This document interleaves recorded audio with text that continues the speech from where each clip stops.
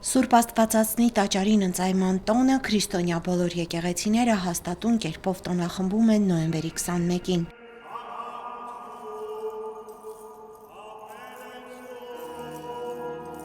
Երևանի Սուրբ Գրիգոր Լուսավորիչ Մայր եկեղեցում տոնական պատարագ մատուցեց խորհրդակատար քահանա Տեր Մատաթյա քահանա Գասպարյանը։ Երբ մանուկ Մայրամ Աստվածածնին փոքրիկին ընծայեցին տաճարին, մանուկը կրթվեց, զարգացավ, մեծացավ,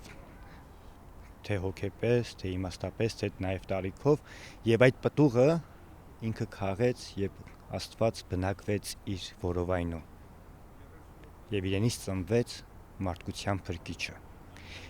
Եթե խորհրդաբանորեն նայենք, մենք էլ երբ մեզ նվիրենք ընծայենք տաճարին, կգա մի ժամանակ, իսկ այդ ժամանակը որոշողը Աստված ինքն է, Տերը ինքն է ժամանակի, եւ պիտի քաղենք այդ պտուղը։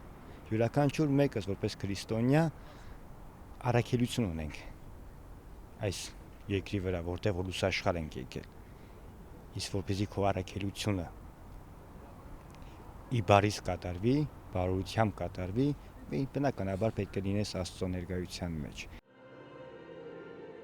Աստվածամայրը քահանաների ու թագավորների տոհմից էր սերում, հայրը Հովակիմը Դավթի ցեղից բարեպաշտ եւ մեծահարուստ մարդ էր, իսկ մայրը Աննան քահանայական տնից համեստ եւ երկյուղած կին։ Հովակիմն ու Աննան երկար տարիներ ամուսնացած էին, բայց զավակ չէին ունենում։ Մի օր տիրոջ հրեշտակը հայտնվում է եւ հայտնում, որ նրանց աղոթքները լսվել են։ Աստված նրանց մանուկ կպարգևի, որի անունը ամբողջ աշխարհում հայտնի կլինի։ Ծնողներն ուխտում են Աստծո պարգևած զավակին ընծայել Աստծուն եւ 3 տարեկան Մարիամին տանում են Երուսաղեմի տաճար։